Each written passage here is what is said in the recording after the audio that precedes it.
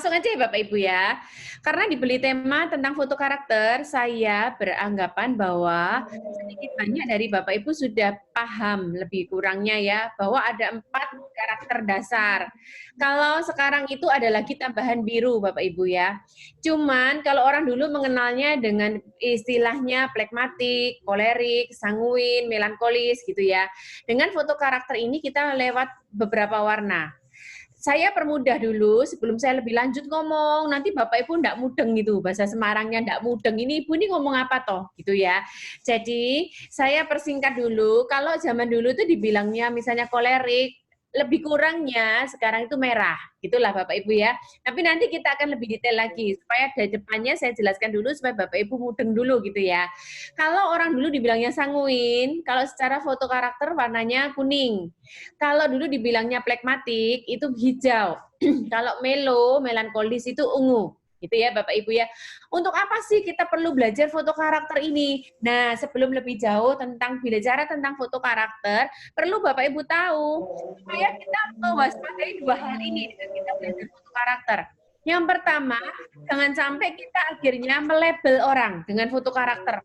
Oh, dasar kamu, pantesan kamu tuh lelet, orang kamu memang orangnya hijau. Nah, karena nanti di ending dari sesi ini, tadi sih memang saya pesan sama Pak Handi, tolong kalau bisa supaya PowerPoint yang sudah saya berikan kepada panitia, jangan nanti diberikan kepada peserta, karena ini memang ini ya milik pribadi. Tapi pada saat ini nggak apa-apa Bapak Ibu, kalau misalnya Bapak Ibu nanti di endingnya saya akan memberikan kecenderungan dan titik kritis masing-masing warna. Nah, jangan sampai dengan mengetahui kecenderungan dan titik kritis, akhirnya kita melabel orang lain, melabel pasangan kita, melabel keluarga kita. Oh, memang dasar kamu tuh orang hijau, pantesan lelet. Atau kita berpikir seperti ini, pantas aja kamu itu orangnya gak disukai banyak orang, karena kamu tuh arogan, merah, gitu ya. Jadi kita belajar foto karakter ini bukan untuk kita melabel seseorang dengan, oh dasar kamu warna seperti ini. Atau sebaliknya, kita juga tidak bisa belajar ini akhirnya melegalkan karakter kita sendiri terhadap orang lain. Maksudnya gini, kamu harus ngerti aku dong. Setelah belajar foto karakter, kamu kan tahu, aku ini orangnya ungu, makanya aku ini orangnya detail. Kamu harus pahamin aku. Si kuning dipaksa untuk detail. Waduh, bisa bahaya itu keluarganya, Bapak Ibu ya. Terus kamu harus mengerti aku dong. Aku nih ya gini. Aku orangnya kaku, gitu ya. Kenapa kamu dulu mau menikah sama aku? Kamu sudah tahu aku orangnya romantis, kaku, nggak bisa merayu. Kok kamu mau? Kan kamu sudah tahu belajar foto karakter, aku merah. Enggak.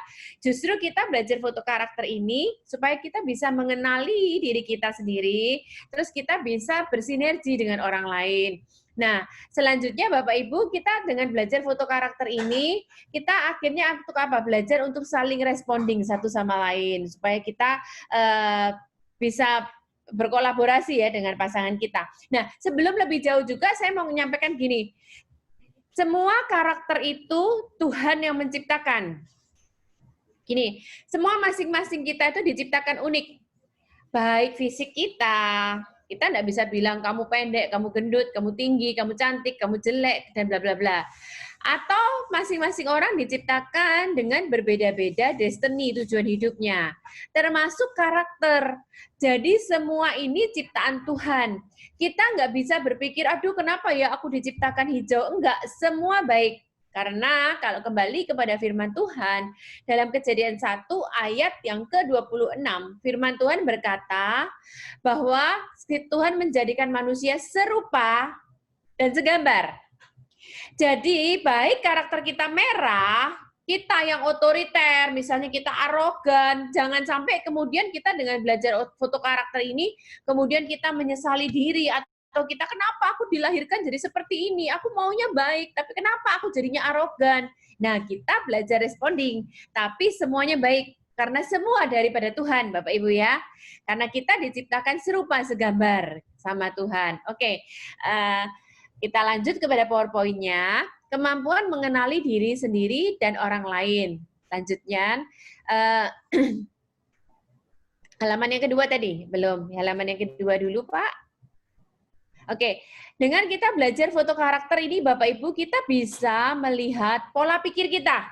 Nah, gini Bapak Ibu, untuk suatu masalah yang sama, akan disikapi dengan pola pikir, pola rasa, pola tindak yang berbeda dari masing-masing karakter nih Bapak Ibu.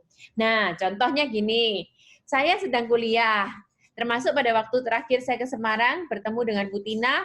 Bu Tina juga sedang, kalau nggak salah, sedang persiapan untuk tesis tuh. Perhatikan Bapak Ibu, saya ulang sekali lagi.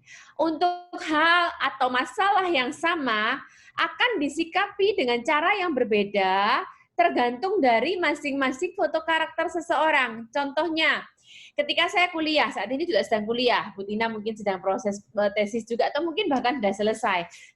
Nah, ketika ada PR dari dosen, kalau orang ungu nih ya, orang melankolis ya, orang detail, orang perfect, orang terstruktur, langsung otak saya berpikir, oh, saya harus cari sumbernya, saya harus cari bukunya, saya harus tahu ini fontnya berapa, spasinya berapa, dikumpulkan kapan, saya harus bla bla bla. Terus kalau ada teman, tapi beda Bapak Ibu dengan orang pola pikirnya kuning. Santai, waktunya masih sebulan lagi kok, tenang aja, tidak akan lari gunung dikejar. Itu pola pikirnya udah beda Bapak Ibu. Nah, jadi hal yang sama, cara menyikapinya akan berbeda. Pola rasa pun sama Bapak Ibu. Ketika kalau orang kuning, orang yang sanguin, itu gampang belas kasihan Bapak Ibu. Pola rasanya. Ada, ini Bapak Ibu, kalau saya itu ungu, ungunya 6 bahkan, mentok. Kalau Pak Roni itu kuning, kuningnya 6. Kita tuh saling cross Bapak Ibu ya seharusnya. Nanti ada dijelaskan.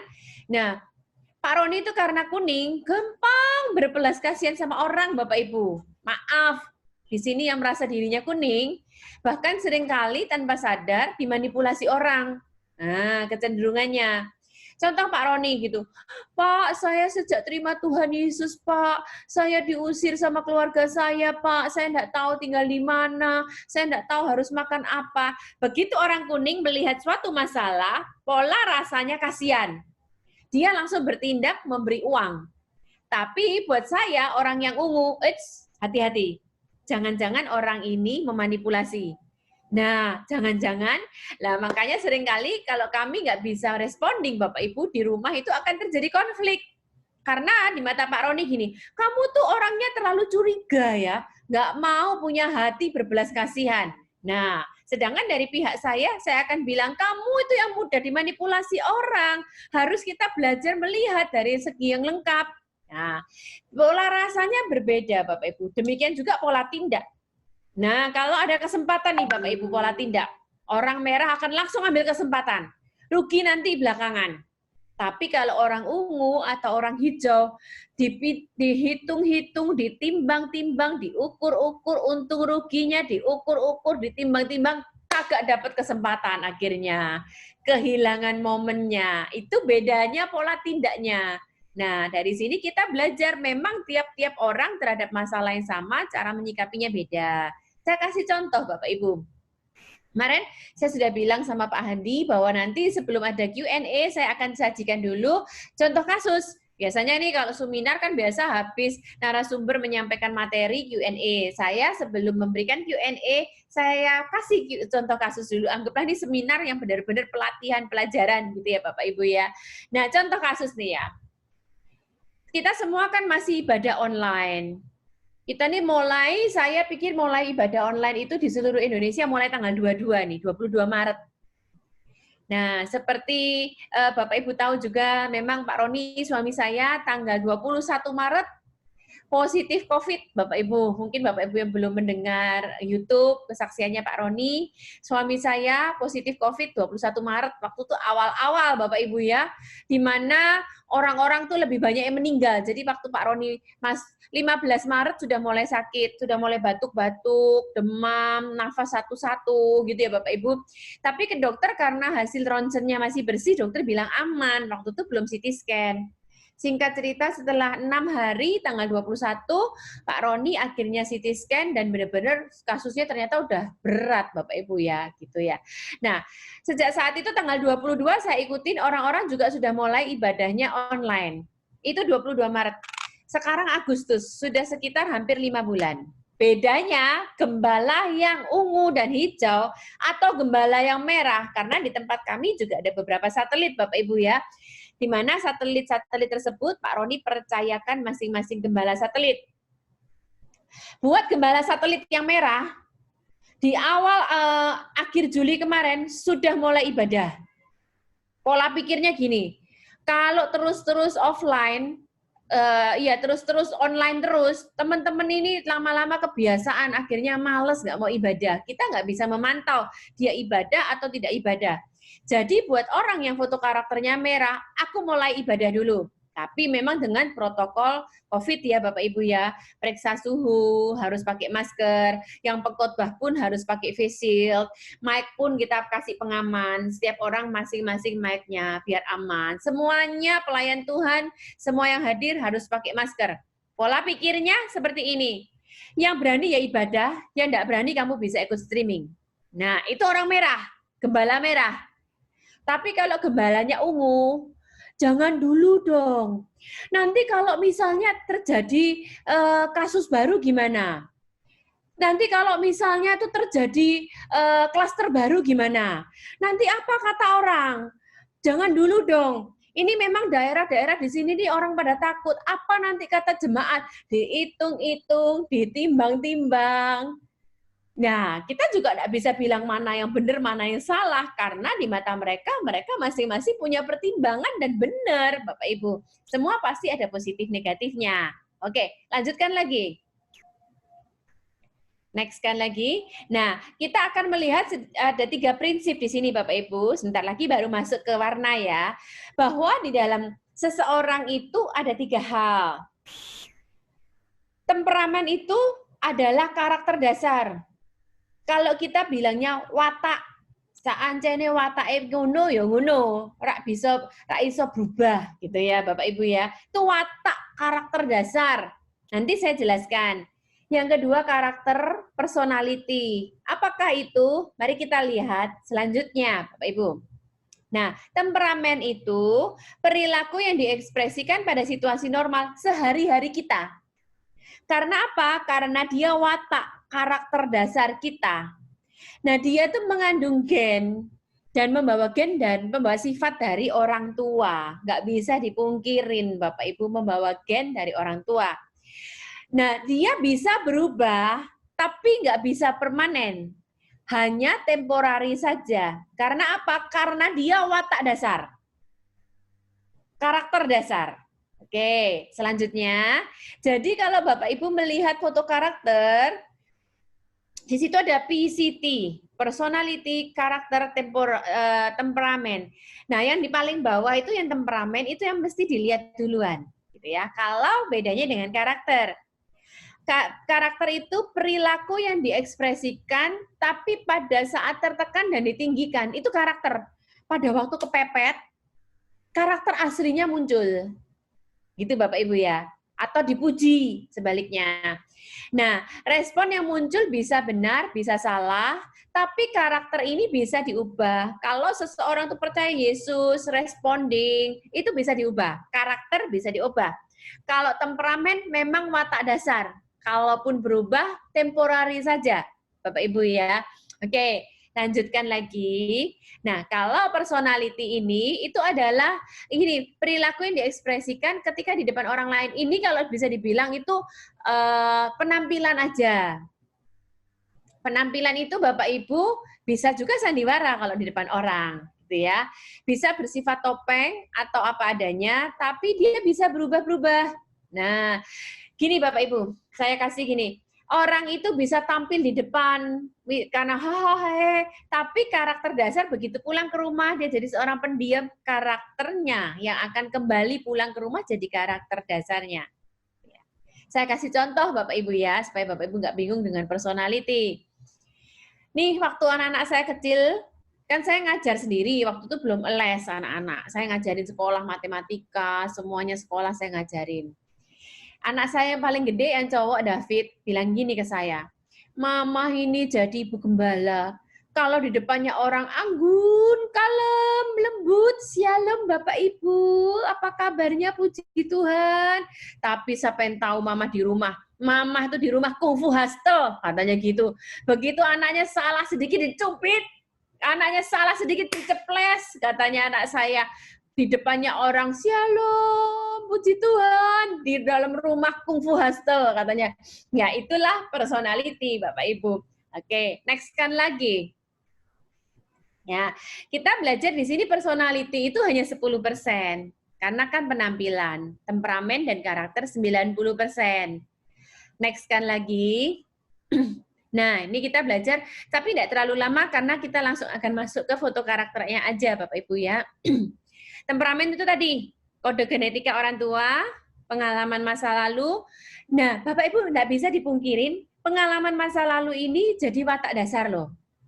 Tapi pengalaman masa lalu ini bisa dua hal. Bisa pengalaman positif atau dibilang impresif, orang tuanya muji, orang tuanya bangga, orangnya kasih apresiasi hadiah kalau misalnya juara kelas. Tapi satu sisi juga pengalaman masa lalu juga bisa traumatis.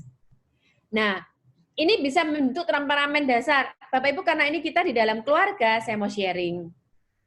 Saya ini awal-awal menikah, kecenderungan saya ini cemburuan Bapak Ibu. Sama Pak Roni itu cemburuan. Lah saya jadi istri gembala, lah kalau cemburuan gimana juga ya Bapak Ibu ya. Nanti jemaatnya konseling, saya cemburu. Dikit-dikit cemburu. Sampai suatu kali tuh Pak Roni pernah jengkel sama saya Bapak Ibu. Ketika saya selalu cemburuin, Pak Roni bilang gini, kamu tuh semua orang kamu cemburuin, nanti lama-lama sapi di tengah sawah tuh lo kamu cemburuin. Semua orang kamu cemburuin.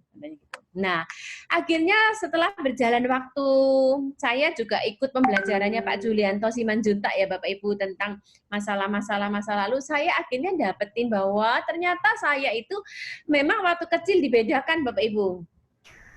Saya 3 saudara. Pada waktu cici saya lahir, wah ekonomi papi saya langsung menaik. Kalau orang bilang bahwa hoki gitu ya. Terus anak kedua kepinginnya laki, karena memang dari awal orang tua berencana 2 anak saja. Lahirlah saya Bapak Ibu.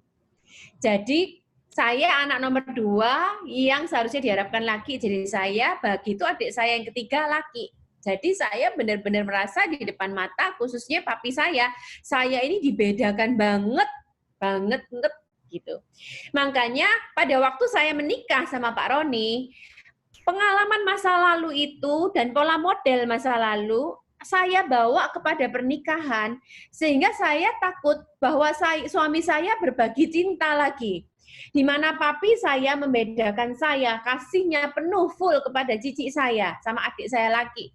Saya dibedakan. Masuk pernikahan saya takut trauma itu terulang kembali, bahwa saya dibedakan, saya akhirnya disisihkan menjadi orang nomor 2. Makanya begitu saya lihat dia konseling sama perempuan, yang ini jangan deket-deket, ini itu. Karena apa? Pengalaman masa lalu. Jadi akhirnya jadi watak dasar saya. Makanya dengan belajar foto karakter ini saya belajar Bapak Ibu. Terus kita juga belajar.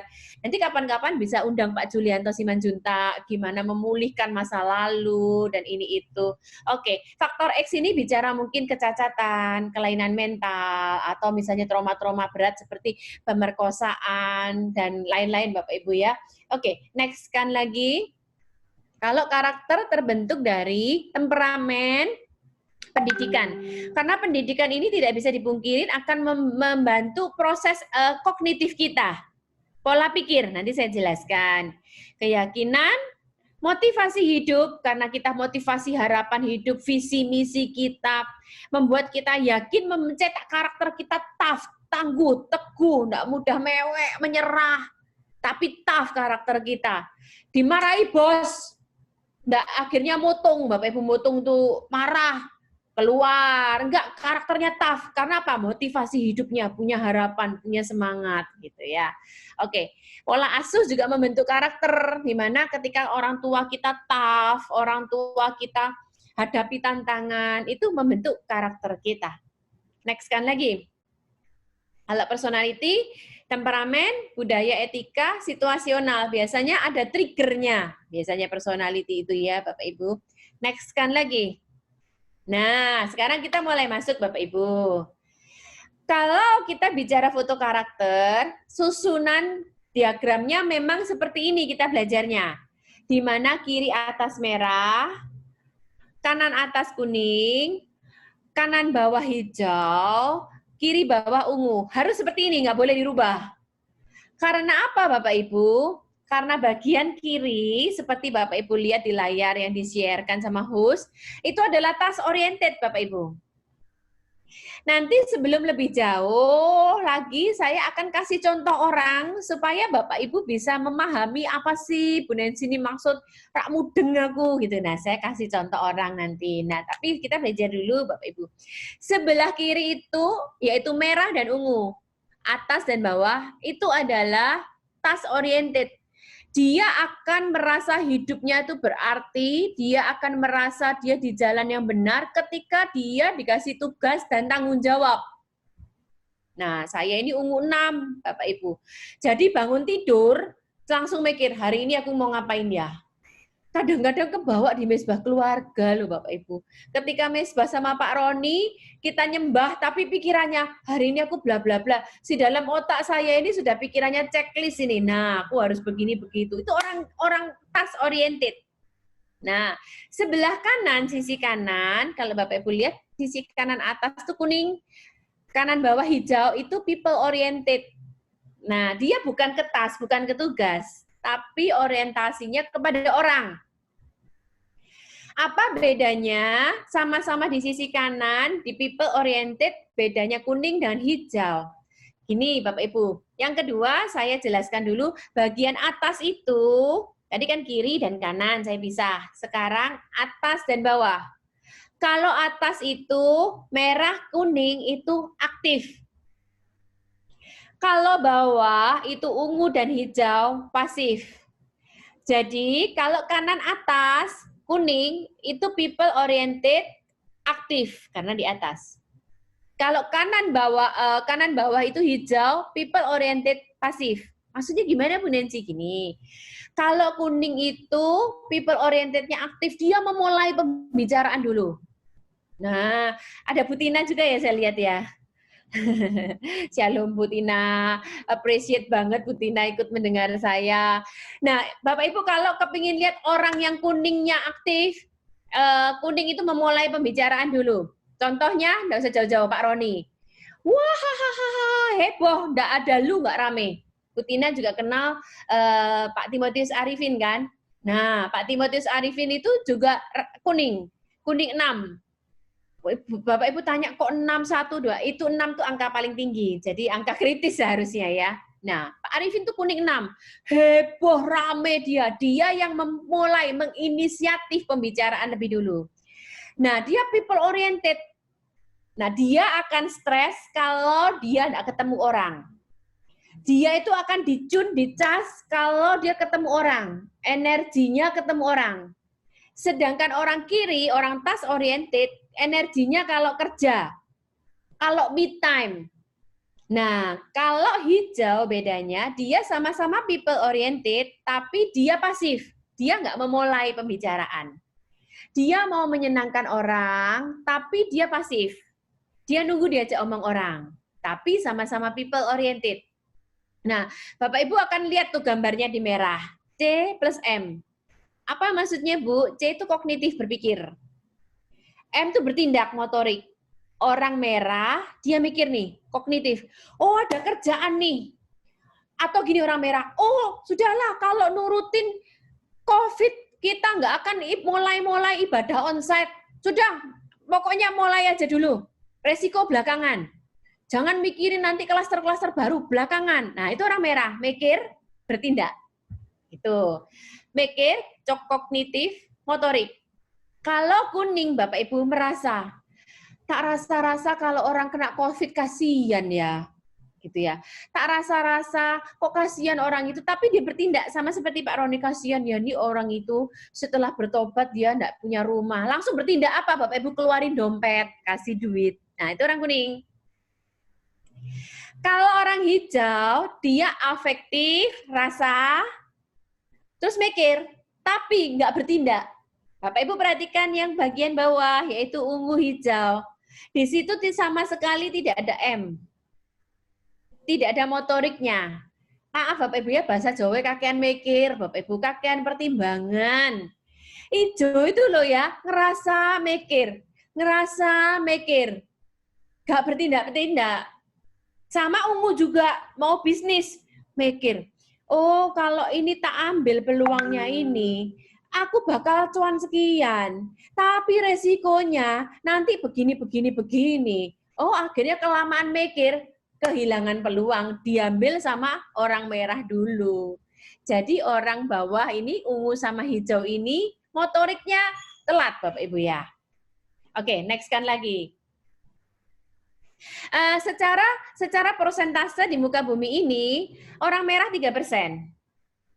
Orang kuning itu 17%. Orang ungu 11%.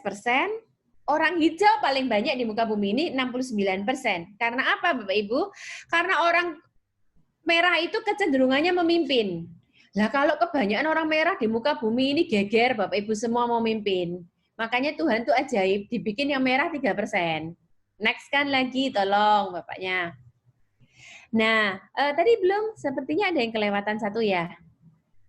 Nah, orang merah itu quick way. Ambil keputusan, cepat bertindak. Kayak tadi contohnya yang gembala saya, salah satu gembala di satelit kami, Bapak Ibu, wes gak mikir-mikir lagi, buka ibadah.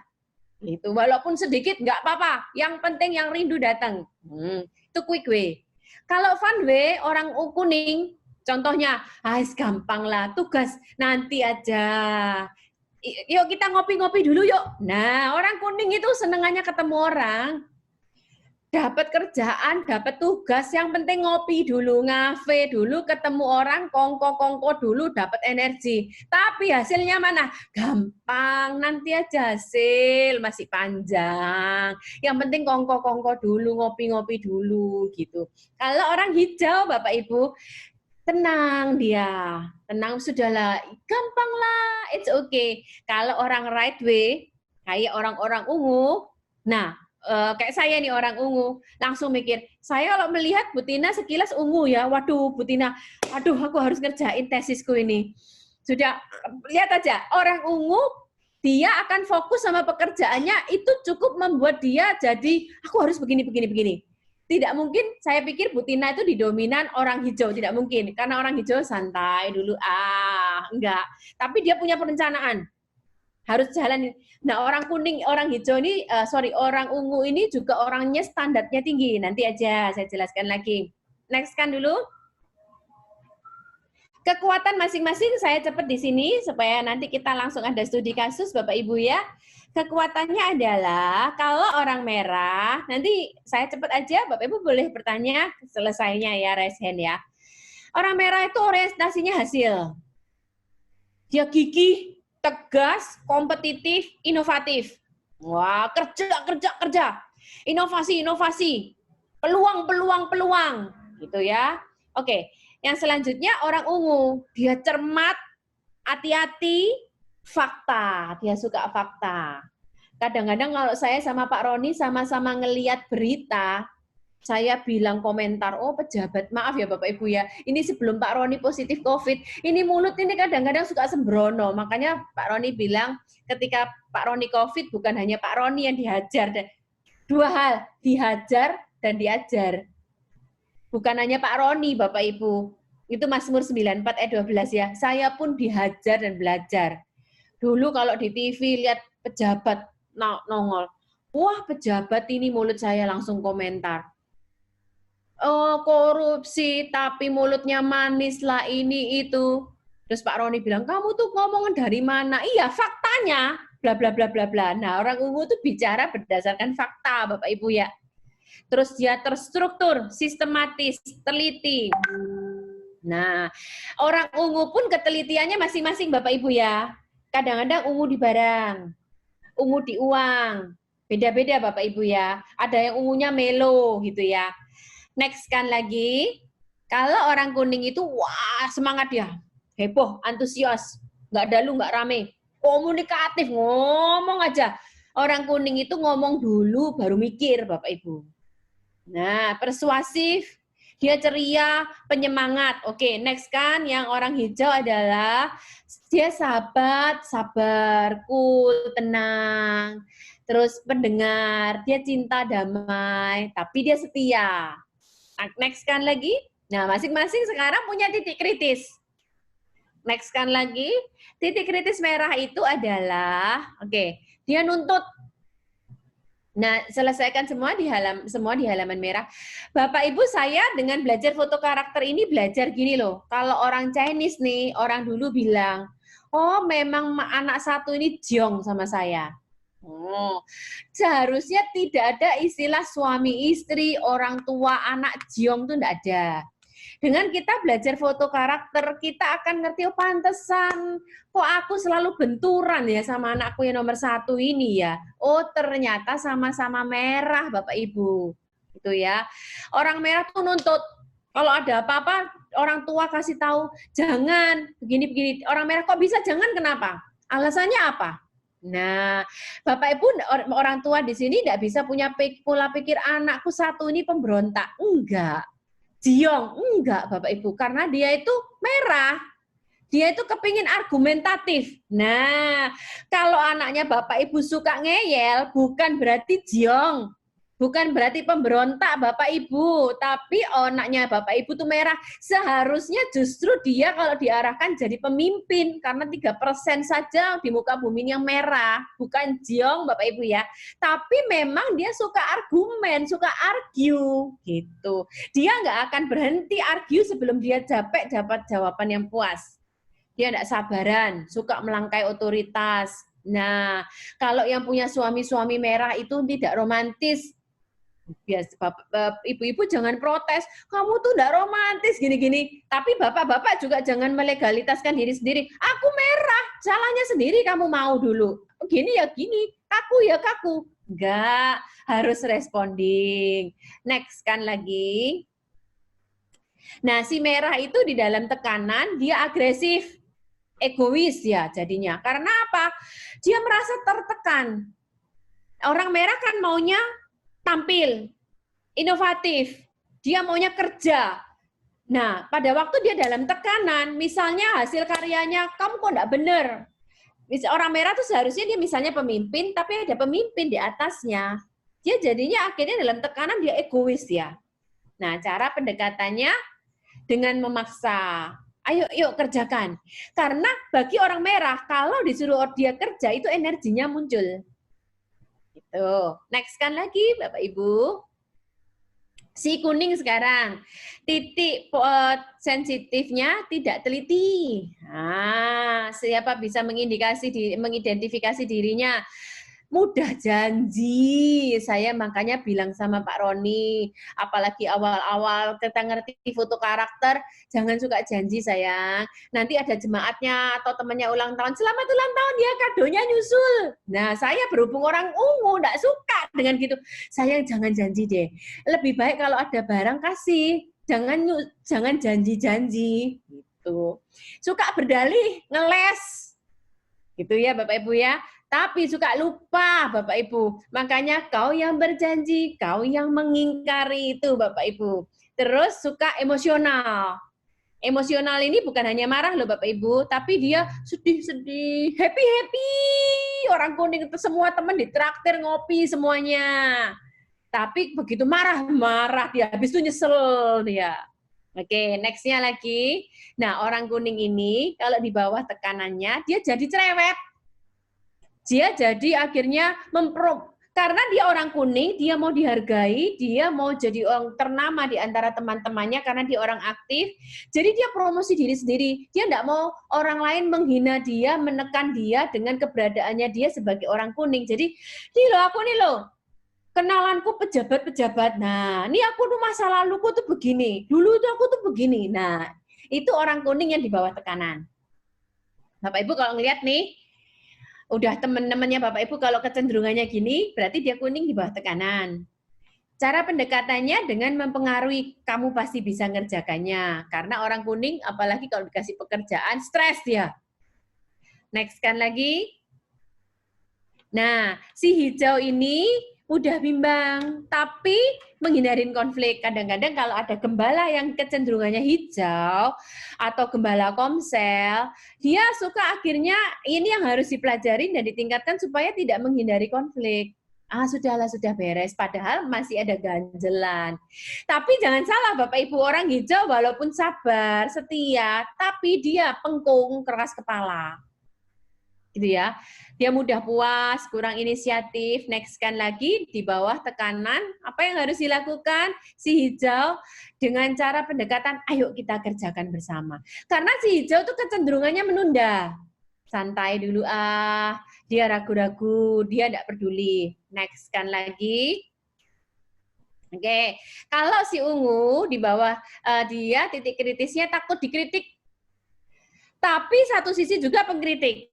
Karena apa? Orang ungu itu standarnya tinggi, perfeksionis. Makanya kalau lihat TV, saya sudah tampil figur pejabat yang dasar korupsi tapi mulutnya manis, nanti di airport kelihatan orang itu gendut tapi kok pakai celana pendek ya, kepedean orang itu. Nah, itu orang ungu suka ngeritik.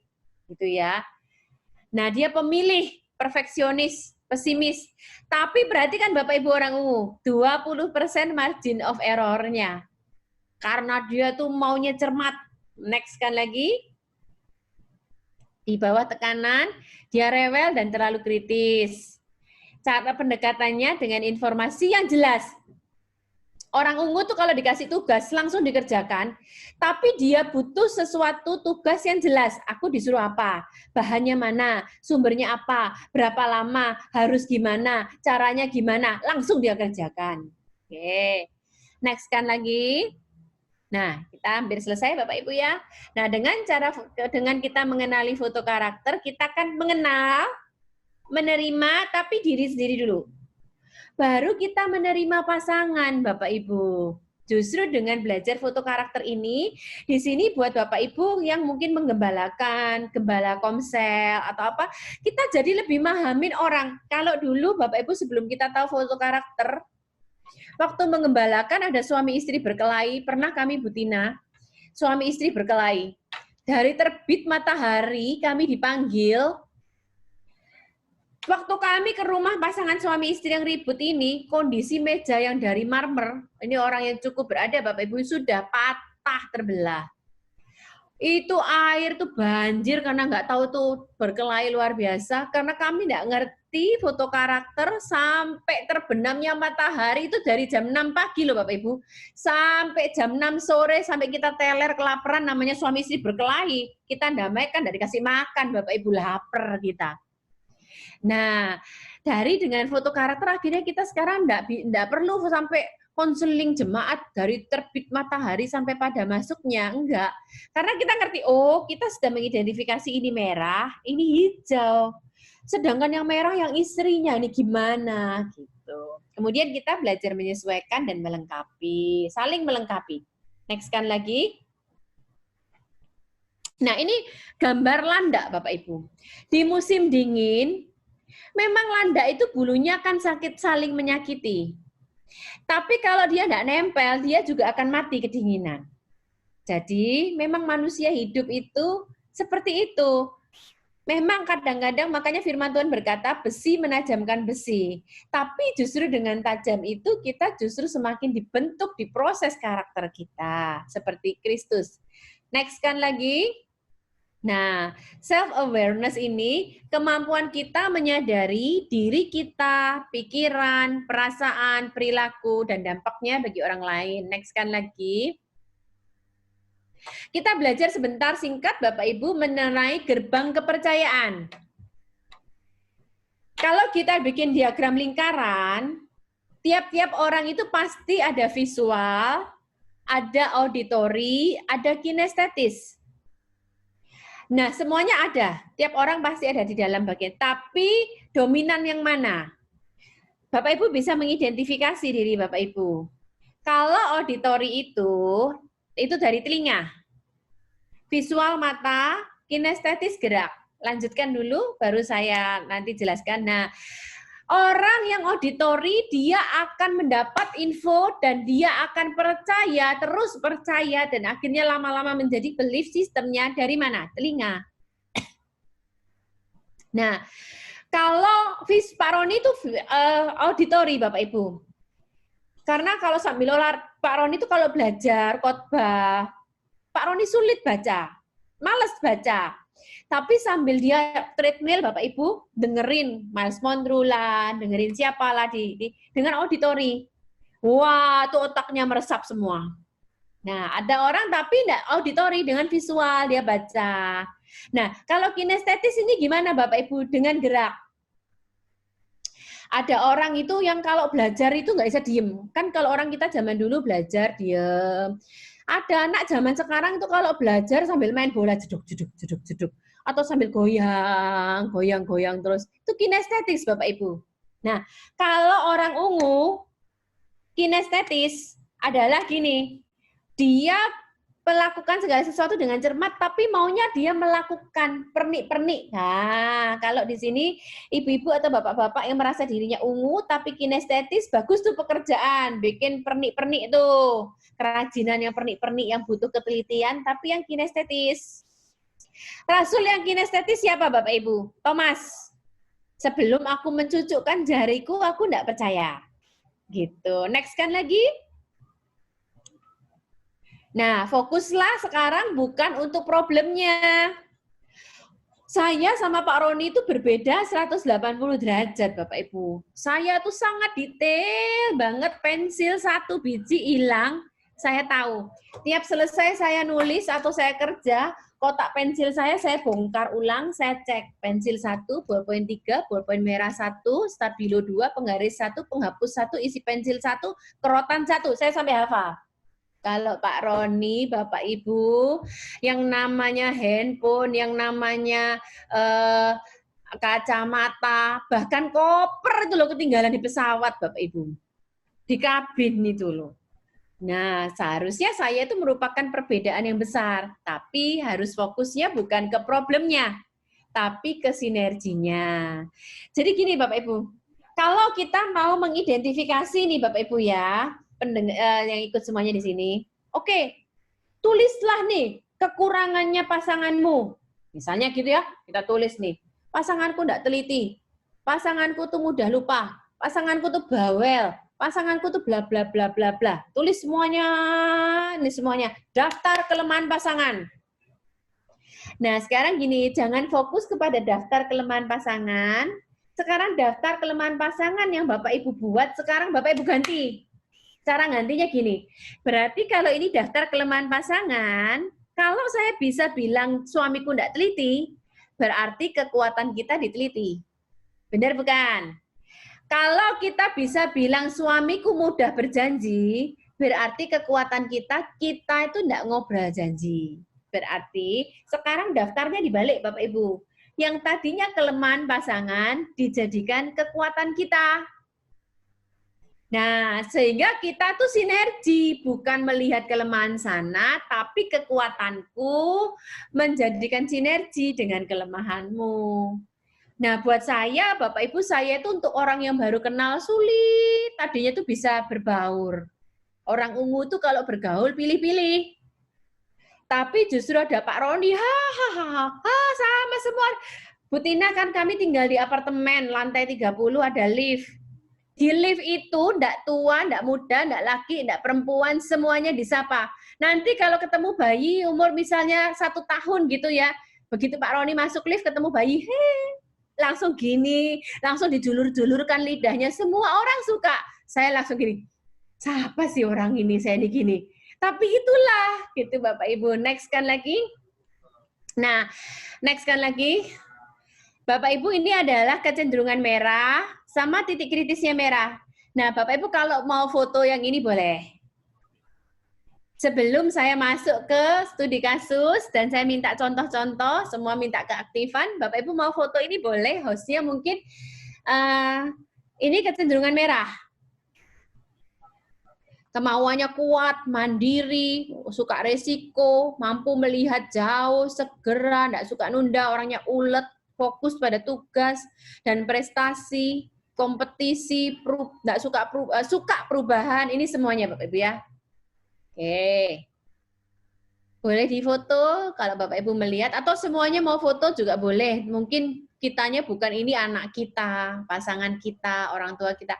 Next kan hostnya, titik kritis merah. Awas titik kritis merah kurang empati. Nggak sabaran, suka makso. Nah, berontak, tebel rasa, keras, ambisius, bosi. Nah, sekarang masing-masing mengidentifikasi ya, responding. Individualis, agresif, workaholic, takut kehilangan otoritas atau kontrol, cenderung mengintimidasi, kurang sensitif, kaku, mendominasi, suka bersaing, kakean karpe, banyak maunya Bapak Ibu ya, suka berdebat, mudah resah, belak-belakan, egois, nekat kadang-kadang. Bisnis pun nekat, pokoknya ada peluang ngambil dulu, rugi belakangan. Nah, cenderung menguasai tapi mudah bosan, arogan. Kuningnya tolong Pak. Kecenderungan kuning. Nah, itu loh, cepat bangun hubungan, antusias, motivator, hangat, tulus, terbuka. Flamboyan itu apa Bapak Ibu? Flamboyan itu orang kuning itu kalau kuningnya mentok dikritis, dia personalitinya flamboyan tuh suka beraih. Nah, maaf loh Bapak Ibu ya, saya tidak ada menyinggung seseorang loh ya. Pakai kacamata yang tren terkini. Waduh, yang ada mereknya di sini. Lipstiknya yang paling menor gitu. Sabuknya yang paling trendy. Parfumnya yang paling harum. Anting-antingnya yang mencolok. Itu flamboyan. Itu kuning itu pasti itu dah. Gitu ya. Optimis, spontan, ekspresif, ramah, humoris, persuasif itu bisa mempengaruhi orang. Nah, terkenal, fleksibel, komunikatif, menyenangkan, dan selanjutnya. Titik kritisnya. Nah, titik kritisnya saya bacakan Bapak Ibu ya. Emosional, nggak teliti, suka lupa, haus, pujian. Makanya tadi titik kritisnya kuning dibilang dia akan promosi diri sendiri karena orang pujian. Suka berdalih, impulsif, cerewet, kakean ngomong Bapak Ibu ya. Bombastis, heboh gitu ya.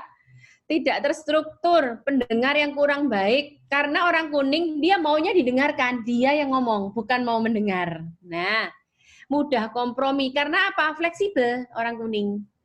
Mudi, ceroboh, suka berandai-andai, keburu-buru, banyak aktivitas sehingga kurang istirahat. Makanya Pak Roni dihajar Tuhan tuh. Dia sendiri ngomong, aku nih diajar Tuhan, terlalu banyak aktivitas, sulit berkata tidak orang kuning itu. Kemauannya lemah, sulit menyimpan rahasia. Kok bisa sulit menyimpan rahasia? Iya, orang dia heboh, Bapak Ibu. Nah, mudah dipengaruhi, kekanak-kanaan, suka motong pembicaraan, boros. Semua orang diajak ngopi, semua orang ditraktir, Bapak Ibu. Reaktif, norak, gitu ya. Oke, yang ungu. Boleh difoto, sementara nanti saya bacakan Bapak Ibu foto. Sekarang kecenderungan ungu, next kan hijau. Nah, boleh Bapak Ibu baca ramah, sabar, setia, kooperatif, berempati, mediator, ngalah, damai, berkorban. Dia akan lebih mementing orang kalau punya pasangan hijau, dia akan lebih mementingkan kepentingan orang lain, kebutuhan orang lain daripada kebutuhan keluarganya sendiri. Itu kalau orang hijau. Tenang, bersahabat, penuh perhatian, dan seterusnya. Next kan lagi titik kritisnya. Hijau ini, nah pasif, apatis, ragu, kompromi, pesimis, follower, kelas kepala. Lagi 2 halaman terakhir, next kan. Nah, kecenderungannya ungu, Bapak Ibu bisa baca, teliti, sistematis, detail, analitis, tepat, peka, kualitas, sempurna, logis, dan selanjutnya. Difoto dulu, langsung ke halaman terakhir. Titik kritis ungu. Sulit berkeputusan, kakean pertimbangan. Curiga. Makanya Pak Roni bilang, kamu tuh kok curiga. Nah, pesimis, perfeksionis, selektif bergaul. subjektif, sulit percaya, cuek, sombong, takut dikritik, takut gagal, terlalu khawatir, introvert, tidak fleksibel. Suka menilai orang lain seperti dia. Orang ungu tuh kalau punya pembantu keluar masuk terus Bapak Ibu. Gara-gara apa? Dijolet itu meja makan, kok masih berdebu. Nah, dia tuh menilai kamu tuh enggak sama kayak aku. Harus rajin, harus teliti. Nah, makanya kalau orang ungu punya pembantu keluar masuk terus Bapak Ibu. Pengkritik. Sudah, saya selesai sampai di sini. Sebelum saya buka Q&A Bapak Ibu, sekarang host, saya boleh tanya, saya boleh nggak Bapak Ibu mengajukan supaya ini kesannya bukan satu dan kita semua yang sudah belajar, kita mengasah otak sebentar, kuis sebentar, kuis dari saya. Oh iya Bu, siap Bu. Pak Handi, kalau kuis boleh ini ya langsung dibuka ya, yang tolong peserta mungkin jangan apa namanya ribut, tapi jawab aja pertanyaan saya, gitu ya. Dari tokoh penokohan yang Bapak Ibu bisa jawab, langsung jawab gitu ya.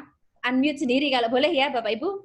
Hostnya boleh unmute langsung sendiri buat yang bisa jawab. Pertanyaan saya adalah, dari tokoh-tokoh ini, Bapak Ibu sebutkan satu karakter dominan. Seharusnya karakter itu ada 2 dominan. Kayak saya ungu hijau, Pak Roni kuning hijau. Tapi supaya tidak sulit, saya sebutkan tokohnya, sebutkan karakternya. Oke, siap-siap Bapak Ibu ya. Begitu kita jawab, langsung unmute diri sendiri, sebutkan. Petrus, foto karakternya apa Bapak Ibu? Silahkan Bapak Ibu. Ya, silakan Pak. Merah. Kuning. Ya, apa, Kuning merah. Merah. Dominan Bu. Kuning. Dominan merah kuning nih Bu Nancy. Tempatnya dominan Dominan merah kuning katanya. merah. Kenapa Petrus kuning? Nah, oke. Paulus, Rasul Paulus. Merah. Merah. Merah. Merah. Merah. Merah. Apa Elia? Kok merah Pak Rasul Paulus? Karena memimpin. Karena memimpin, dia langsung bertindak. Dapat suara Tuhan, langsung bertindak. Nggak terlalu banyak pertimbangan. Oke. Lanjut lagi. Kalau Marta. Ingat, tadi ada foto karakter yang maunya menetapkan standar dirinya ke orang lain. Nah, Marta itu apa? Dia bilang sama Tuhan, itu loh Maria, kok enggak mau bantu aku? Dia maunya Maria. Ya, Ungu. ungu, betul. Lanjut lagi, Musa. Jauh. Jauh. Hijau. Ya. Tapi lebih dominan apa kalau Musa? Lebih dominan kemananya kalau Musa? Ingat siapa yang dikasih Tuhan tugas detail? Ukurannya, peraturannya. Ungu berarti. Kalau enggak ungu bisa stres Bapak Ibu Musa. Ungu Bu. Iya, ungu. Makanya Tuhan itu ajaib loh. Tuhan tuh milih orang. Makanya Bapak Ibu kalau kita bilang karakter, Bapak Ibu jangan menyesali karakter yang ada pada kita. Karena Tuhan kasih karakter kita pun, Tuhan juga punya destiny yang jauh ke depan buat karakter yang Tuhan kasih. Makanya Tuhan pilih Musa itu ungu, Bapak Ibu. Oke, jadi yang ini tolong dipikir dulu. Saya minta tolong ya Bu Tina, saya kasih kesempatan kasih studi kasus. Biasanya kan habis seminar langsung Q&A. Enggak, saya kasih studi kasus. Ini suaminya, istrinya kuning Bapak Ibu. Istrinya yang kuning. Ingat kekuatan kuning, ngomong. Tapi pada waktu dia menikah, suaminya tidak mengizinkan dia bekerja. Nah, makanya Bapak Ibu kalau mau pacaran jangan hanya cinta-cintaan doang. Diri pacaran juga sudah mulai mensinergikan. Dibicarakan dulu boleh kerja kagak. Ternyata masuk nikah kagak boleh kerja, istrinya kuning. Suaminya ini ungu hijau. Kalau ungu hijau itu adalah orang bawah. Ingat ya, ungu hijau bawah pasif. Jadi begitu di rumah, di kantor dia kerja, energinya habis di luar. Orang ungu hijau kepingin me time, energinya ungu hijau me time. Energinya kuning adalah ketemu orang. Begitu sampai di rumah, istrinya kan ngomong dong, ayo dong kita jalan-jalan ngopi, yuk kita ngafe, aku kepingin ketemu teman-temanku. Suaminya sudah habis energi, pulang kepingin di rumah sama istrinya, hijaunya keluar, kepingin santai, duduk-duduk, leyeh-leyeh, nonton TV. Lama-lama istrinya meledak, Bapak Ibu. Karena energinya tidak disalurkan. Ingat loh ya, semua foto karakter punya energi masing-masing. Yang dimana pasangan juga harus mengerti energi masing-masingnya harus dilampiaskan. Oke, tolong Bapak Ibu kalau mau menjawab bagaimana kira-kira solusinya. Ayo, enggak apa-apa. Salah jawab, salah pun enggak apa-apa. Justru ada studi kasus gini kita belajar, Bapak Ibu. Ayo. Ini Ya, ayo silahkan. Salah nggak kelihatan ya Bu ya? Salah kan videonya tinggal matiin gitu aja. Iya. Ayo silahkan. Henry. Tolong Henry. Ayo Henry. Silahkan Henry. Kasih uang suruh Ini pergi beres, ya? sendiri jalan-jalan, aku tak ada rumah gitu. Kasih uang lah, belanja sana gitu toh ya. Pergi ke mall. Bener nggak? Masalahnya Henry dia kan orang kuning, energinya harus ada yang nemenin. Oh, ya dia kan punya temen. Suruh pergi sama gengnya toh.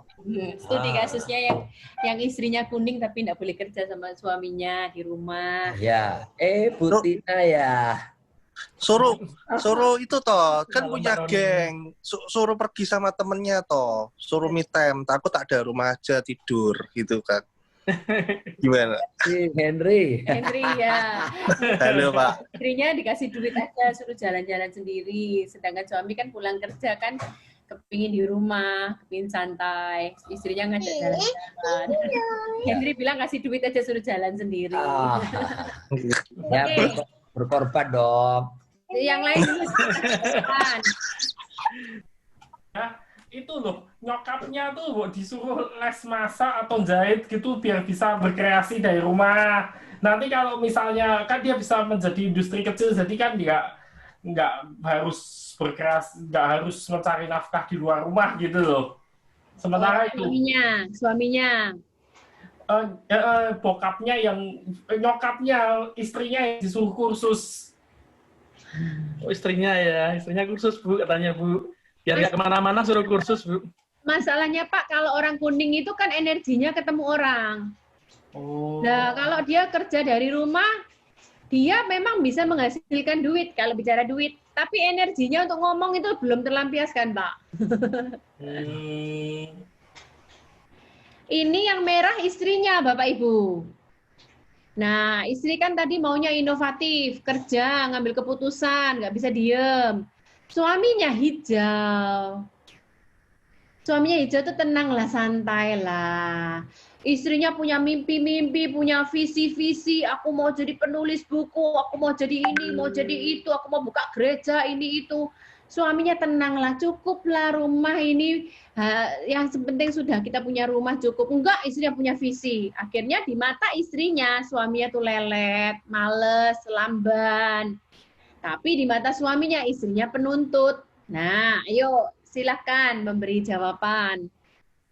Jawaban istri suruh kerja keras untuk mencapai targetnya Bu dari Pak Renaldi. Oh, itu pertanyaan kedua pastinya ya. Ya, tapi masalahnya istri menganggap suaminya tuh nanti kalau dia yang kerja keras, suaminya tambah lelet, tambah males.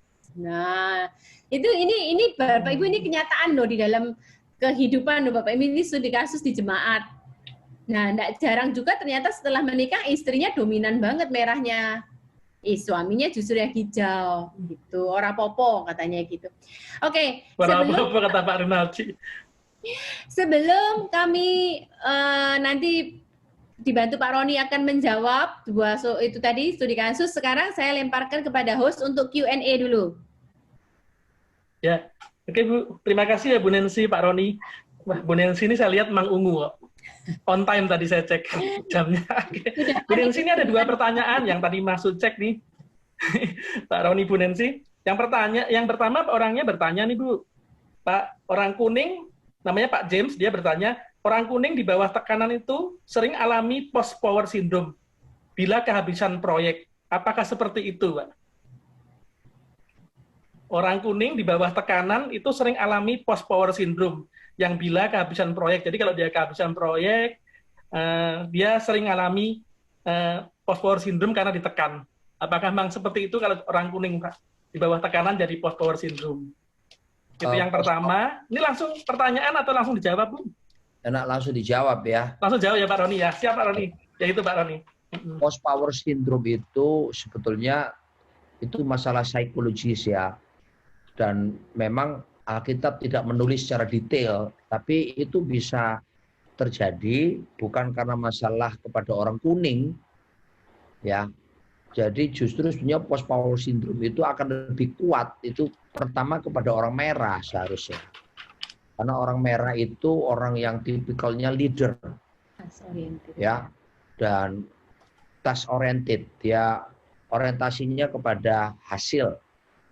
Nah, ketika dia udah tidak melakukan sesuatu ya, nah itu bisa terjadi lebih cepat.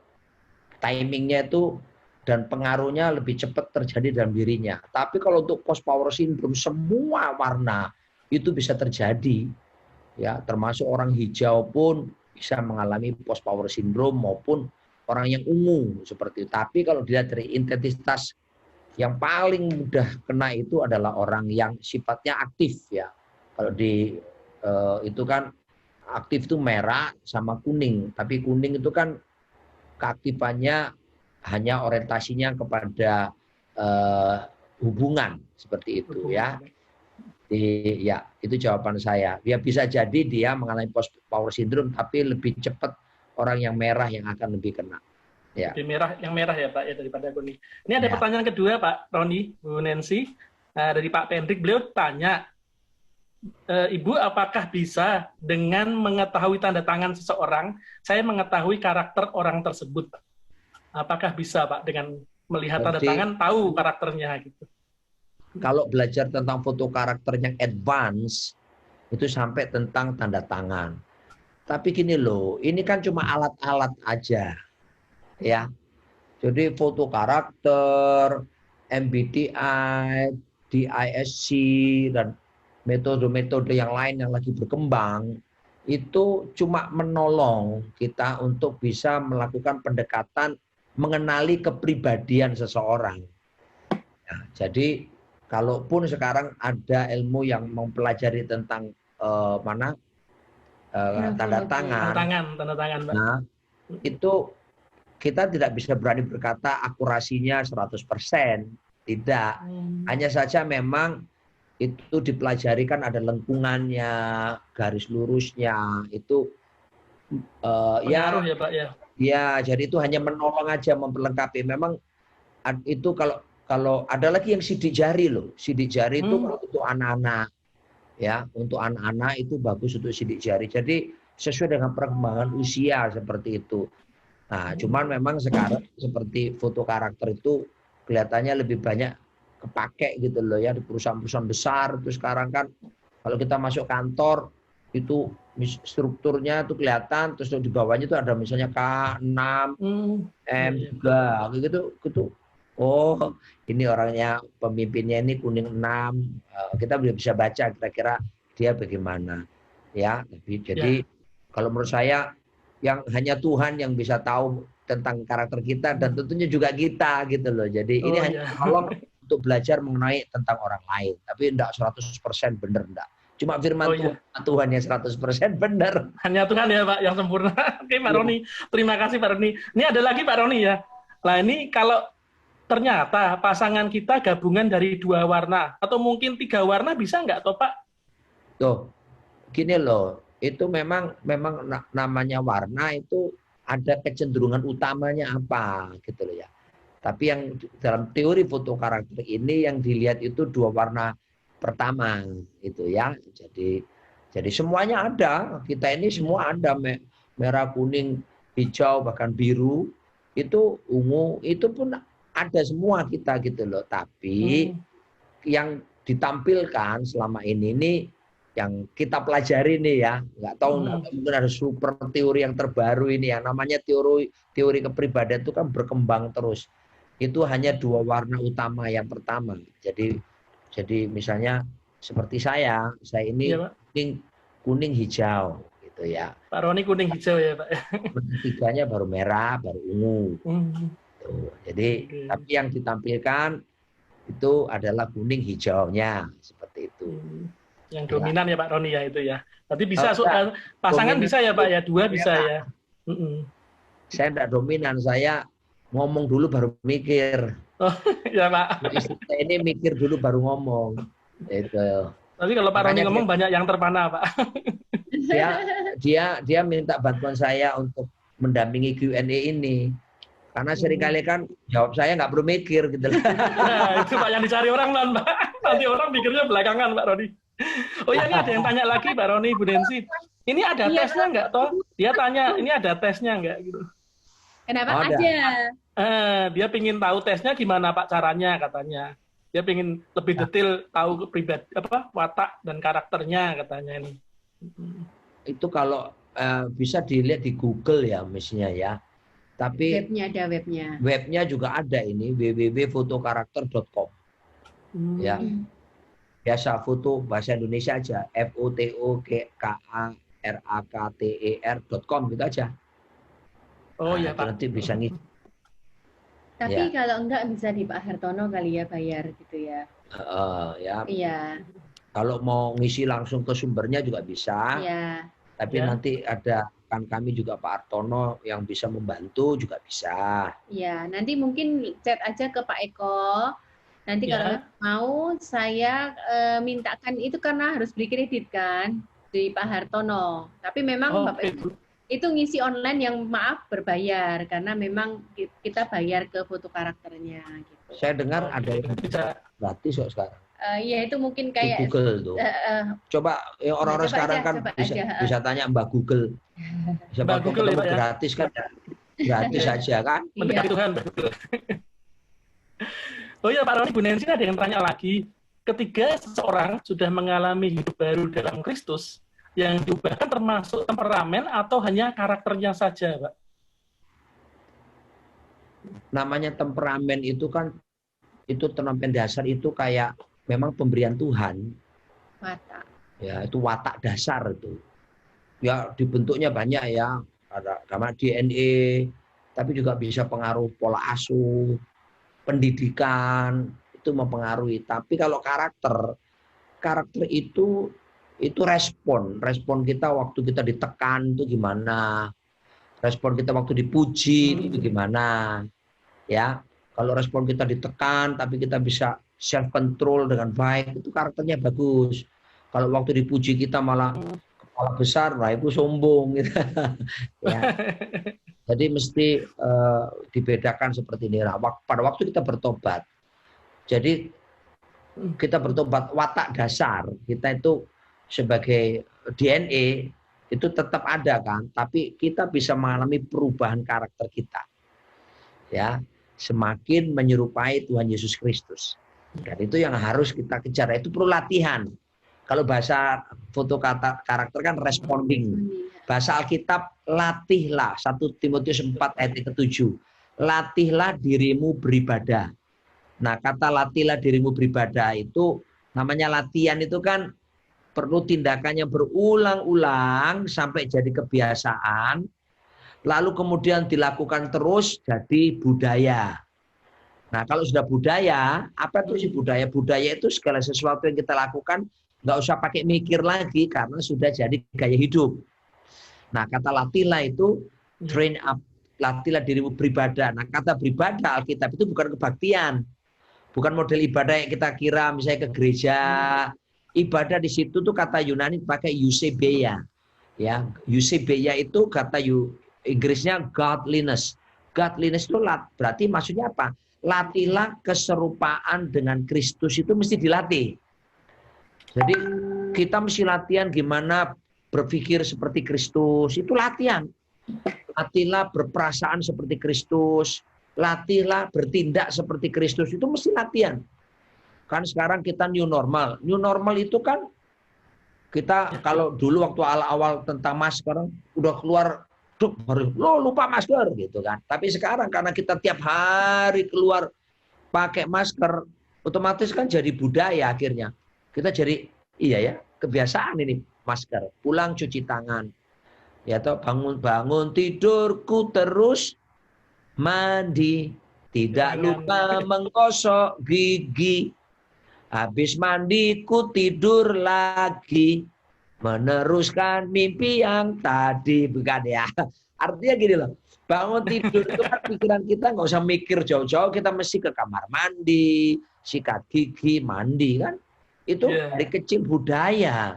Sama loh, kalau kita di dalam Kristus sekarang bertobat, kita nggak langsung sempurna, nggak, latihlah dirimu beribadah. Itu artinya kita mesti mengulang-ulang berpikir, bertindak, berperasaan seperti Kristus. Itu dilatih. Dan Alkitab bilang ayat ke-8, kalau ini kita latih, maka ini akan berguna di dalam segala hal bagi masa depan kita.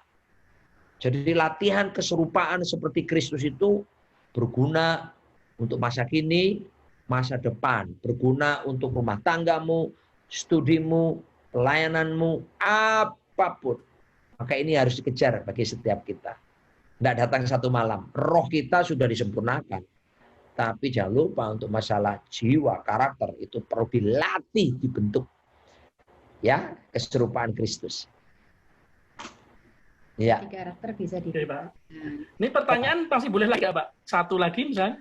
Boleh. Jangan saya terus gantian istri. Boleh ya? Oke, ini Pak Roni, Bu Nancy. Bu, ada yang tanya dari Bu Ningrum. Kalau wanita merah kuning, harusnya di mana ya dalam rumah tangga? Bagaimana menyingkapi sebagai istri agar bersinergi dengan pasangan? Karena merah dan kuning kan rawan bagi wanita yang seharusnya tunduk, sabar, dan lain-lain. Kayaknya ibunya ini warna merah kuning, Bu. Sekalian saya menjawab sama studi kasus yang tadi saya berikan yang nomor 2. Sama kan?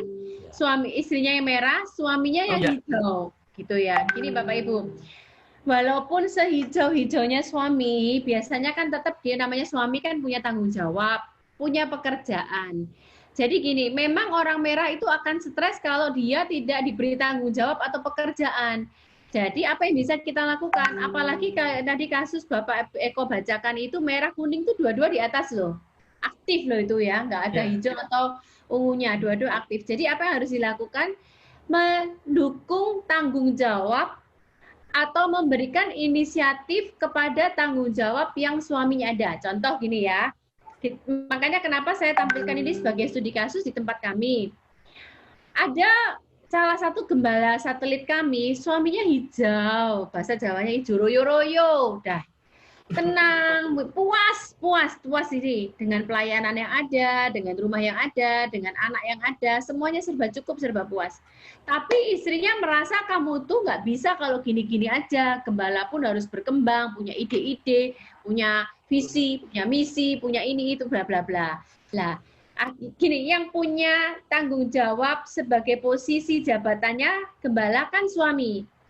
Nah, istri ini diberi mendukung dengan cara gimana? Dia kasih ide-idenya kepada suami. Jadi istri yang memberi ide begini, istri yang mendukung. Misalnya ada acara begini, istri punya ide, yuk bikin acara ini, yuk Pak, Zoom ini, bikin seminar ini. Jadi apa yang dia kerjakan justru posisinya mendukung suaminya yang hijau. Ngerti maksud saya ya? Jadi, yuk Pak, kita bikin seminar, ini. Karena dia yang aktif, dia yang hubungin orang-orang, dia yang bikin flyernya, dia yang promonya, dia yang ini itu. Tapi toh yang dia lakukan mendukung suaminya. Gitu loh. Jadi buat istri yang merah, atau yang kuning juga, yang aktif, suaminya di tempat yang pasif, kita justru mendukung apa yang ada di posisi suami kita, pekerjaan kita, tapi bukan kita melangkahi, tapi mendukung posisinya. Itu yang bisa saya jawab untuk studi kasus yang kedua. Silahkan, masih boleh. Masih ada, Bu. Ini ada beberapa pertanyaan lagi. Nah, ini ada yang tanya, Bu, dari Bu Nina Purba ya. Ketika seseorang sudah mengalami, satu lagi.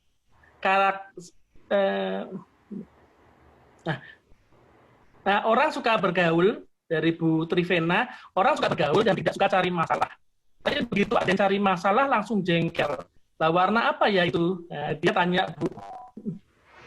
Oke, kalau ada masalah langsung jengkel. Ayo, tadi saya sudah tampilkan titik kritis yang emosional di warna apa? Kan tadi dia bilang suka bergaul. Begitu ada orang cari masalah langsung jengkel. Tadi saya sudah tampilkan kecenderungan warna dan titik kritis warna. Warna apakah yang suka bergaul tapi emosional?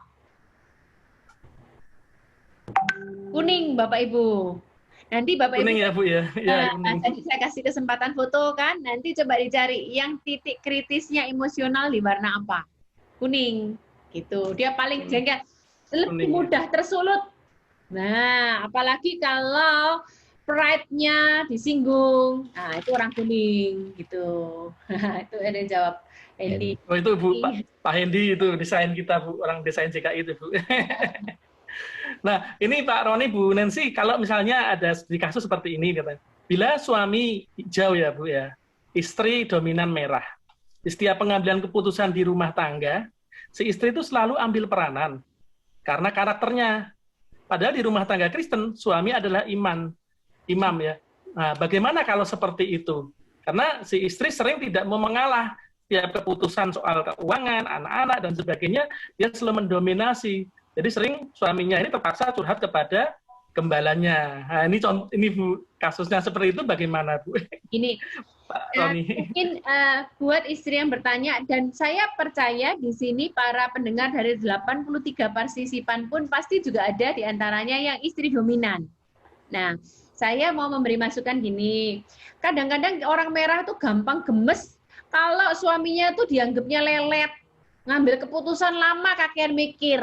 Nah, akhirnya istri ngambil take over, ngambil keputusan dulu. Atau di mata istri, suaminya itu kalau ngambil keputusan itu seringkali salah. Nah, perhatikan istri-istri di tempat ini semuanya. Berilah kesempatan suamimu ngambil keputusan. Walaupun kadang-kadang keputusan itu nggak srek, nggak sesuai dengan kita. Dan kita melihat secara perhitungan, nih orang istri merah nih ya, kerja, wah ini apalagi kalau bisnis nih, ini sipuannya enggak bener nih, enggak salah nih, enggak untung nih, enggak cuan nih, enggak untung nih. Nah, selama istri terus ngambil keputusan atau take over, suamimu enggak akan belajar dari kesalahan. Dia ngambil keputusan. Dan dia akan terus, maaf ya ibu-ibu, maaf lah ya, istilah paling gampang, dia akan terus jadi semakin kecil, on malah istilahnya lebih enaknya. Jadi gini, biarlah kasih kesempatan suamimu ngambil keputusan. Kalaupun salah, kita juga nggak perlu bilang tuh kamu salah, dia akan belajar dari kesalahannya. Dia sendiri tahu, tapi sedikitnya dengan dia ngambil keputusan, dia akan berani lagi ngambil keputusan. Kita kasih kesempatan dan kita encourage dia. Sudah, kamu aja sayang yang ngambil keputusan, aku percaya keputusanmu dan aku lakukan keputusanmu. Jadi perhatikan istri-istri, apa yang kita lakukan itu juga akan menentukan kapasitas pasangan kita. Kalau kita mendukung, kita men-encourage yang ngambil keputusan, kapasitasnya diperluas. Tapi kalau kita take over bagiannya dia, kapasitasnya akan semakin memperkecil. Itu jawabannya. Oke, Bu. Berarti memang harus itu, Bu ya. Nah, bagaimanapun suami adalah imam ya, Bu, di rumah tangga. Ya. Ini ada yang tanya lagi, Pak Roni, Bu Nancy. Ini namanya ada Gabriel, dia berkata, saya pernah tes kepribadian seperti sanguin dan lain-lain itu, Pak. Hasilnya sanguin, tetapi setelah ada masalah beberapa waktu, hasilnya melankoli. Melankoli berarti ungu ya, Bu. Apakah itu perubahan sementara? Apakah bisa berubah banget kayak gitu karena ada masalah? Apakah berarti jawabannya intinya, apakah karena ada masalah orang tuh bisa berubah-ubah karakternya? Oke. Ya, kadang-kala bisa jadi seperti itu. Karena ada pengalaman-pengalaman traumatis ya, itu bisa merubah, dalam arti kata dari seorang sanguin kepada melankoli seperti itu ya, karena memang kondisi tekanan seperti itu. Makanya perlu kita belajar untuk responding seperti ini ya, dan responding yang terbaik itu firman Tuhan ya. Daud berkata, hanya dekat Allah saja kiranya aku tenang, sebab daripadanya lah harapanku. Aduh, indahnya kalau kita melekat kepada Kristus, ya, itu yang menyebabkan kita sembuh dari tekanan, dari stres, apa semua. Jadi saya mengajak kita, jawabannya adalah kebenaran firman Tuhan. Ya, itu kuatlah di firman, maka itu akan menolong kita. Seperti saya kena COVID-19, sudah tahu ya ceritanya ya. Bulan Maret. Oh iya Pak, belum ceritain Pak, tolong Pak ceritain ke kita Pak. Saya kena COVID-19 masuk rumah sakit tanggal 21 Maret. 16 hari di rumah sakit. Ya, itu pengalaman yang lembah kekelaman. Pengalaman bayang-bayang maut. Saya mengalami dua hal. Pertama, bayang-bayang maut di luar tubuh saya. Itu terjadi di Mataram, waktu kami masih menggembalakan di Mataram. Pada waktu itu almarhum Pak Petrus Agung, Ibu Tina pernah datang kalau nggak salah waktu itu ya, tahun berapa itu ya, lama sekali itu. Nah, itu saya menggembalakan di sana. Ada kerusuhan tahun 2000, tanggal 17. Wah, itu kita imbas daripada kerusuhan Ambon, gereja-gereja dibakar, rumah orang Kristen dijarah, apa ya, kami harus mengungsi, diserbu massa. Itu mengalami perasaan maut itu di luar tubuh. Tapi COVID-19 kemarin saya mengalami di dalam tubuh itu. Ya, bagaimana pengalaman bersinggungan dengan kematian, karena dokter bilang sudah kasus berat. Paru-paru saya sudah dikuasai bercak putih semuanya. Dan kemudian saya harus bukan cuma oksigen, tapi harus bantuan pernapasan dan juga nebulizer yang diberikan.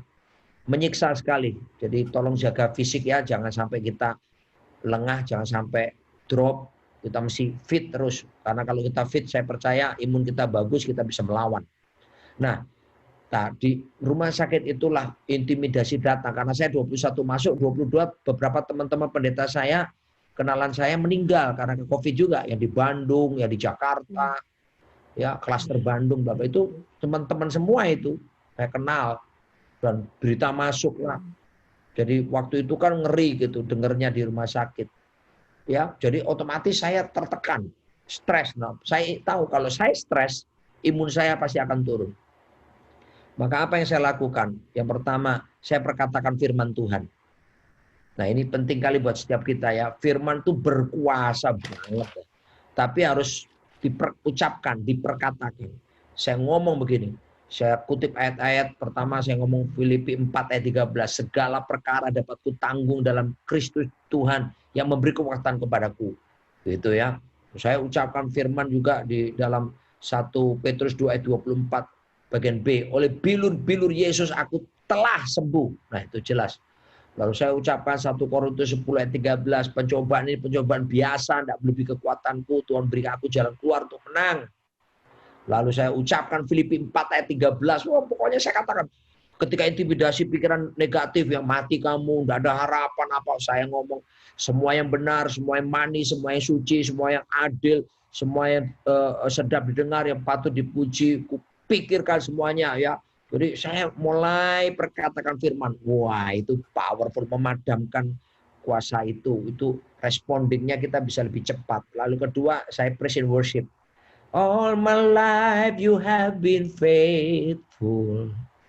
All my life you have been so good. Saya nyanyi di tempat tidur. Aduh. Yang ketiga yang jadi kekuatan bojoku iki. Ke bojoku, anak-anakku video call. Kan enggak boleh datang. Ya. Dokter yang datang sama suster aja pakai APD lengkap itu tersiksa. Udah jangan sampai kena COVID deh. Enggak boleh ada yang ngunjungi. Bahkan kalau sudah mati pun ada yang beberapa enggak boleh lihat loh.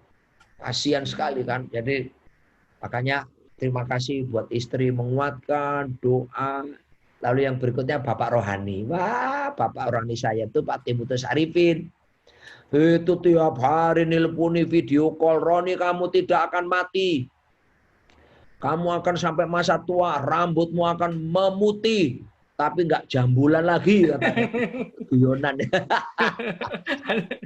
Ya, jadi itu tapi intinya firman itu membuat responding kita ya, warna apapun kita. Tuhan Yesus juga mempunyai warna semuanya kan. Tuhan Yesus kalau lagi marah sama Petrus, marah sama ketidakpercayaan Israel, merahnya keluar kan?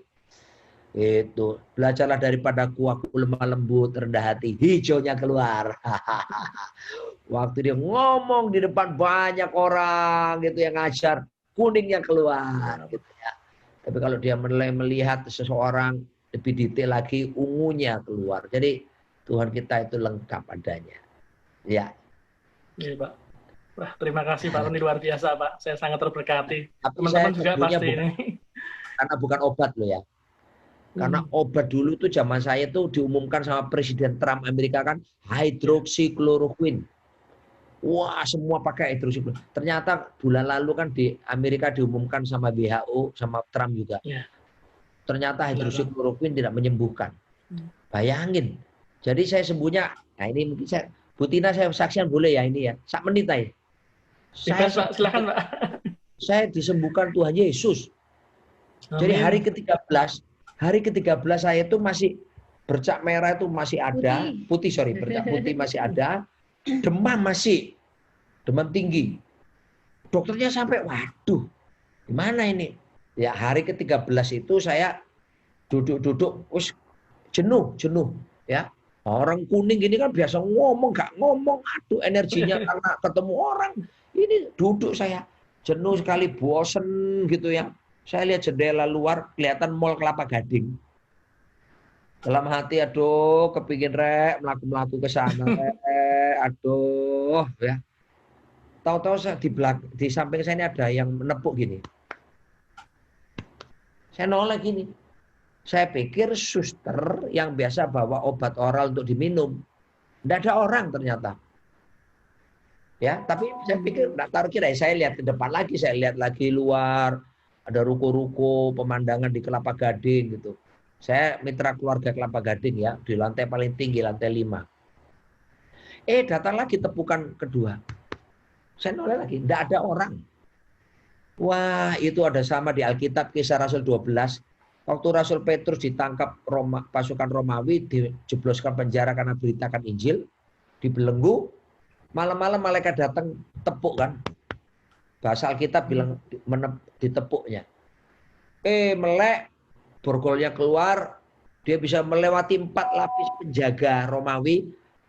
Petrus mikir, ini mimpi aku ini, mimpi. Begitu di luar dia sadar, betul ini kenyataan. Dan disitulah saya sadar. Saya ditepuk sama malaikat Tuhan. Dan saya sekarang kalau nyanyi lagu ini, saya paham banget Bu Tina. Kalau saya nyanyi lagu ini, karena saya ngalami.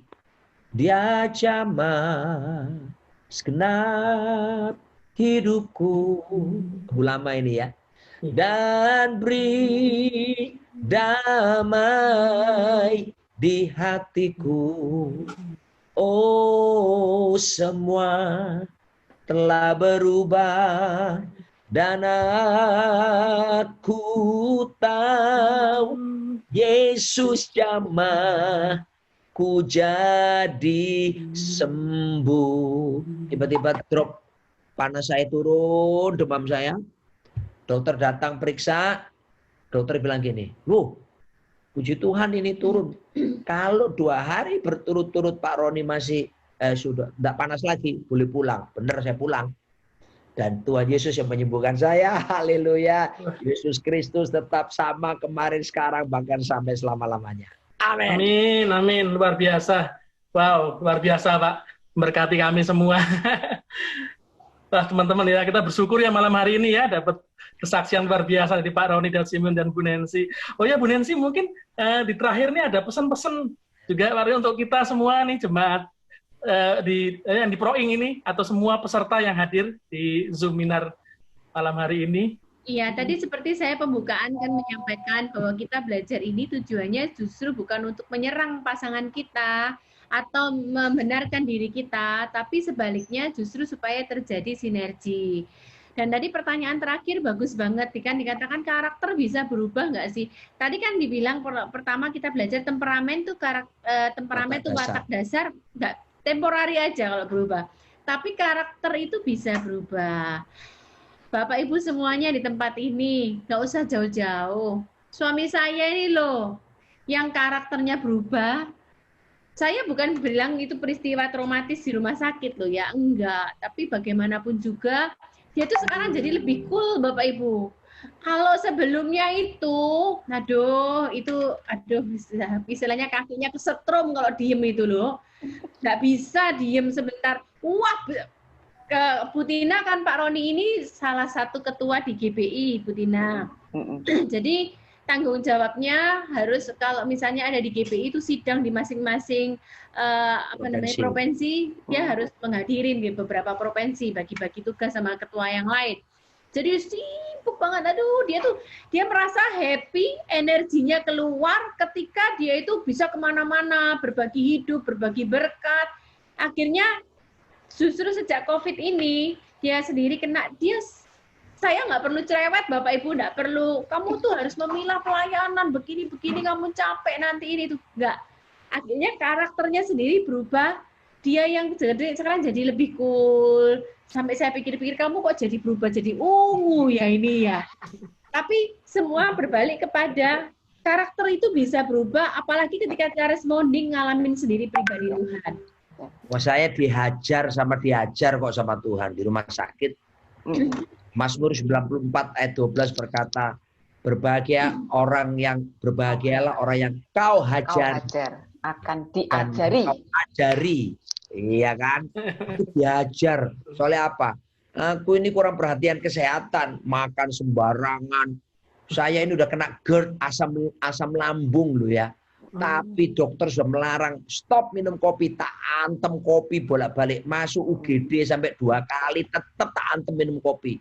Ya toh, ini yang GERD loh ya, kalau yang enggak GERD lain ya. Lalu kedua, saya ini jadinya karena banyak pelayanan kurang tekun olahraga dengan teratur, dengan baik ya. Udah hidupnya nggak di manage baik, tubuh saya enggak saya manage. Padahal ini rumah Tuhan, bait Allah, Roh Kudus tinggal di sini, roh kita pun tinggal di tubuh kan. Nah, apa yang terjadi? Nah itu saya drop, kecapean, berminggu-minggu saya capek, tidur cuma 5 jam, pulang terbang dari Surabaya ke Jakarta 7 Maret, di belakang saya ada orang batuk-batuk. Waktu itu belum suruh masker kan. Ya, sudahlah terpapar saya sudah. 8 hari kemudian demam, panas, batuk itu menimpa saya. Jadi Tuhan hajar saya ya untuk kelola tubuh, kelola kesehatan. Puji Tuhan, saya sekarang olahraga rajin tiap hari, saya kelola makan. Bahkan Bu Tina saya sudah tidak minum kopi, udah 5 bulan bisa loh. Saya SMP padahal saya minum kopi saya SMP sehari 2 kali. Saya sudah tidak minum gula-gula sekarang. Saya air putih bisa tahan sekarang 4 bulan bisa loh. Lihat tuh langsing sekarang loh. Ini saya turun. Istri saya bilang, kamu jangan itu ketok tuwek katanya gitu ya. Saya bilang nggak apa-apa, yang penting aku sehat kan, aku fit. Ini yang Tuhan inginkan, aku pengen berbuah lebih lebat lagi untuk kasih kesempatan hidup seperti ini. Jadi dihajar. Tolong ya, jangan remehkan kesehatan tubuh loh ya. Ayo, yang perutnya mulai buncit-buncit sekarang, the longer your belt, the shorter your life. Ya, semakin panjang sabukmu, semakin pendek hidupmu. Patah-patahnya olahraga. Ya, harus jaga makan. Saya makan sekarang saya jaga betul. Ya, saya walaupun itu takaran saya, pokoknya ternyata tubuh bisa dilatih disiplin loh, gitu loh. Bisa itu kalau kita mau bisa. Tapi jangan ngenteni COVID sih, ya. Ya mumpung sekarang sehat latihan, jangan kena COVID baru ya Tuhan, jangan, sudah sekarang aja ya. Lalu kemudian dia diajari Tuhan, diajari tentang apa? Kekekalan, eternity. Waduh, saya dulu SMA diajari IPA, fisika sama matematika. Bilangan berapapun dibagi tak terhingga sama dengan berapa? 0. Ulangi ya. Bilangan berapapun dibagi tak terhingga sama dengan 0. Tuhan seperti bicara sama saya. Usahamu, apapun yang kamu lakukan pakai kekuatanmu sendiri. Dibanding sama kekekalan yang akan datang, 0, tidak ada gunanya. Aduh, kita ini hamba Tuhan suka mengukur keberhasilan kan dari apa? Jumlah jemaat, ke aset, gereja, apa semua. Tuhan bilang bukan. Udah wis kapok aku, bertobat aku rendahkan diri sama Tuhan. Apa yang saya lakukan sekarang?